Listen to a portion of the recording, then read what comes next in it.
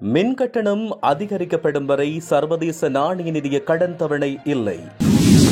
அனுர தரப்புக்கு அபாய எச்சரிக்கையாக மாறியுள்ள உள்ளூராட்சி மன்ற தேர்தலின் முடிவுகள்.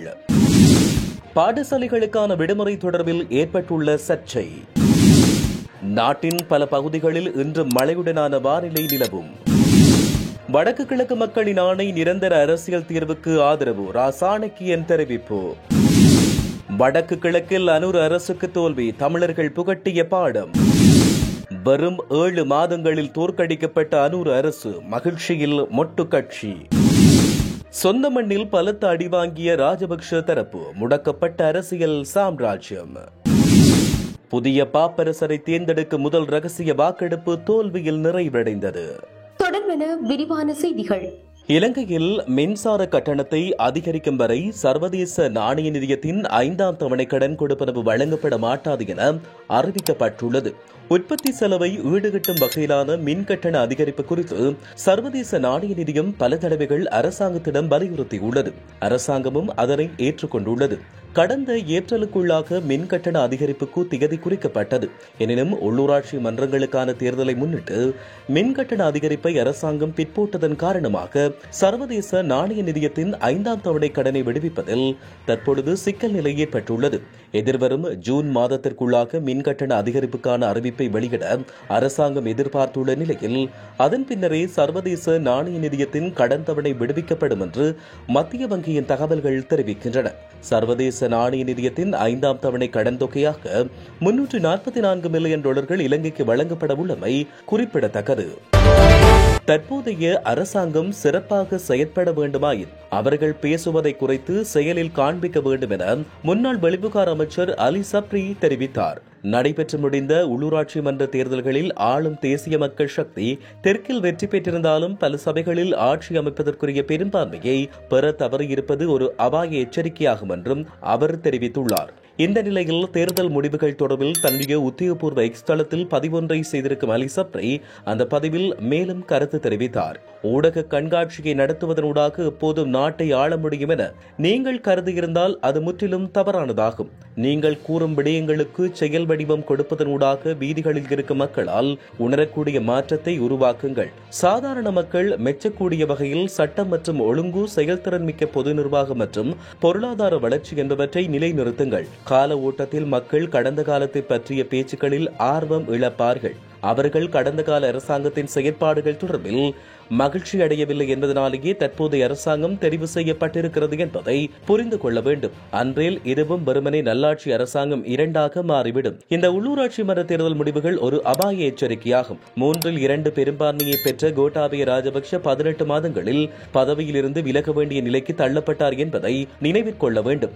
இலங்கையில் கடந்த கால அரசாங்கங்கள் அடுத்தடுத்து தோல்வி கண்டிருக்கும் நிலையில் மீண்டும் ஒரு தோல்வியடைந்த அரசாங்கத்தை எதிர்கொள்ள இலங்கைக்கு திராணி இல்லை. எனவே தற்போதைய அரசாங்கம் சிறப்பாக செயற்பட வேண்டுமாயின் அவர்கள் பேசுவதை குறித்து செயலில் காட்ட வேண்டும் என்றும் அவர் இதன்போது தெரிவித்தார்.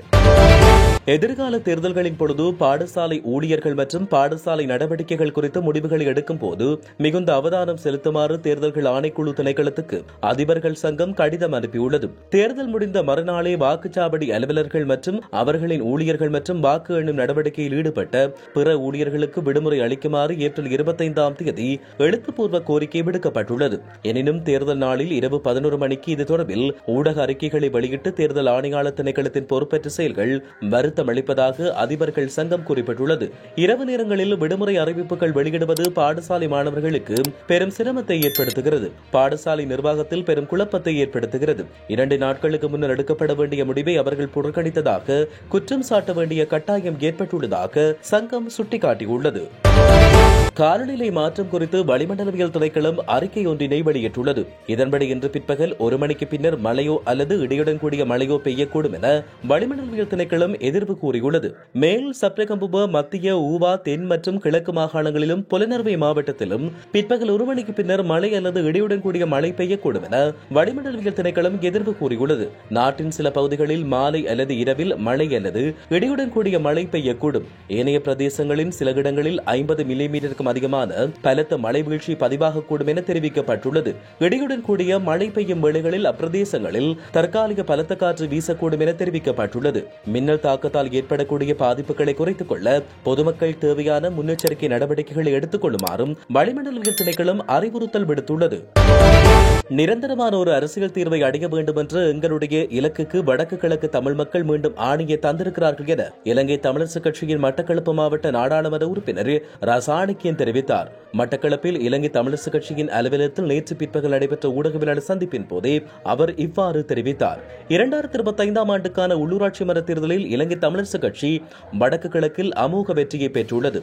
நாடு யாரிடமாவது இருக்கட்டும், தமிழர் தாயகம் தமிழரசோடு என்பது நாங்கள் தேர்தல் பரப்புரை காலத்தில் சொன்னதுக்கு அமைவாக வடக்கு கிழக்கில் இருக்கின்ற மக்கள் எங்களுக்கு அமோகமான வெற்றியை தந்திருக்கிறார்கள். இது உள்ளூராட்சி சபை தேர்தலுக்கான வெற்றி என்பதையும் கடந்து இது தமிழர்களின் எதிர்காலத்துக்கான ஆணை ஒன்றை தமிழ் மக்கள் தமிழரசு கட்சியிடம் ஒப்படைத்துள்ளனர். நிரந்தரமான ஒரு அரசியல் தீர்வை அடைய வேண்டும் என்ற எங்களுடைய இலக்குக்கு வடக்கு கிழக்கு தமிழ் மக்கள் மீண்டும் ஆணையை தந்திருக்கிறார்கள். அந்த வகையில் விரைவில் மாகாண சபை தேர்தலை நடத்த வேண்டும் என்று நாங்கள் அரசாங்கத்தை வலியுறுத்த வேண்டும். மாகாண சபை தேர்தலிலும் வடக்கு கிழக்கில் நாங்கள் கூடுதலான ஆசனங்களை பெற்று ஆட்சி அமைக்க உள்ளோம். மட்டக்களப்பு மாவட்டத்தில் நாங்கள் போட்டியிட்ட 11 சபைகளிலும் ஆசனங்களை பெற்றிருக்கிறோம்.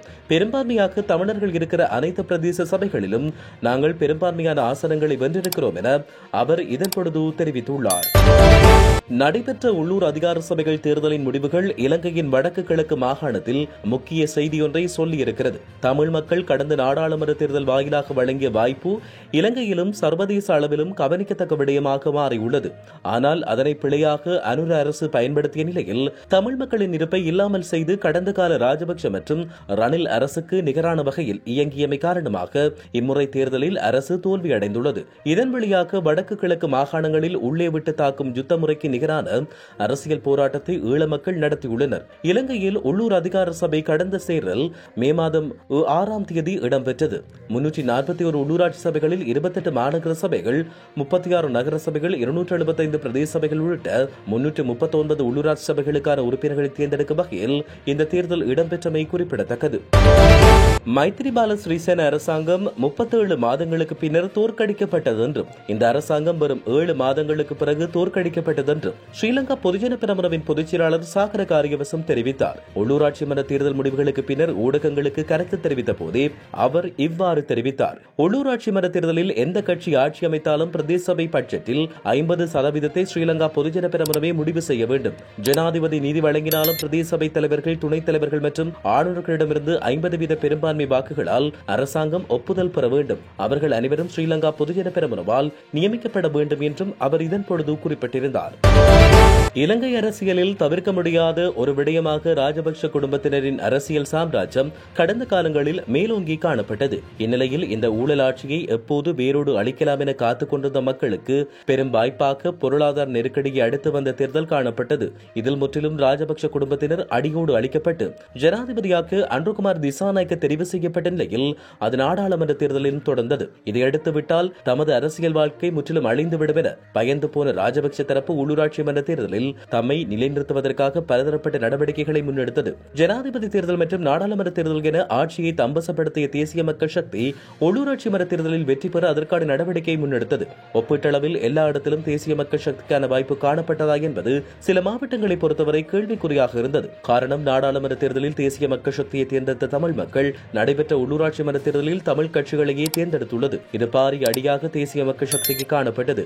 இருப்பினும் தமிழ் மக்கள் தமிழ் கட்சிகளை தேர்ந்தெடுப்பது என்பது பாரம்பரிய விடயமாக காணப்பட்டதால் அனுரவுக்கு இது எதிர்பார்த்த விடயமாக இருந்தது. இந்நிலையில் அந்தந்த பிரதேச மக்கள் அவர்களின் பாரம்பரிய கட்சிகளை தேர்ந்தெடுத்த போதிலும் அங்கு ராஜபக்ஷ குடும்பத்தினர் அடிவாங்கியுள்ளமை பாரிய திருப்பு முறையாக அமைந்துள்ளதாக தெரிவிக்கப்படுகிறது. உலகளவில் கவனத்தை ஈர்த்துள்ள புதிய பாப்பரசரை தேர்ந்தெடுப்பதற்கான ரகசிய வாக்கெடுப்பு நேற்று தொடங்கியது. அதன்படி நேற்று வத்திக்கானில் சிஸ்டைன் தேவாலயத்தில் நடைபெற்ற சிறப்பு திருப்பலிக்கு பின்னர் 133 கர்தினால்கள் போப்பின் தேர்தல் நடைபெறும் தேவாலயத்தில் தங்கி தங்கள் ரகசிய வாக்களிப்புகளை செய்தனர். புதிய பாப்பரசு தேர்ந்தெடுக்கப்படும் வரை அவர்களின் வாக்கு வெளி உலகத்தால் பாதிக்கப்படாமல் இருக்க அவர்கள் உலகத்திலிருந்து முற்றிலும் தனிமைப்படுத்தப்படுவர். இன்று உலகளாவிய கவனத்தை ஈர்த்துள்ள தேவாலயத்தின் புகைப்போக்கிலிருந்து கருப்பு புகை வெளியேறியுள்ளது. அதன்படி புதிய பாப்பரசர் இன்னும் தேர்ந்தெடுக்கப்படவில்லை என்பது உறுதிப்படுத்தப்பட்டது. பாப்பரசரை தேர்ந்தெடுப்பதற்கான ரகசிய வாக்கெடுப்பில் பங்கேற்ற கர்தினால்கள் யாரும் தேவையான 89 வாக்குகளை பெறவில்லை என வெளிநாட்டு தகவல்கள் தெரிவிக்கின்றன.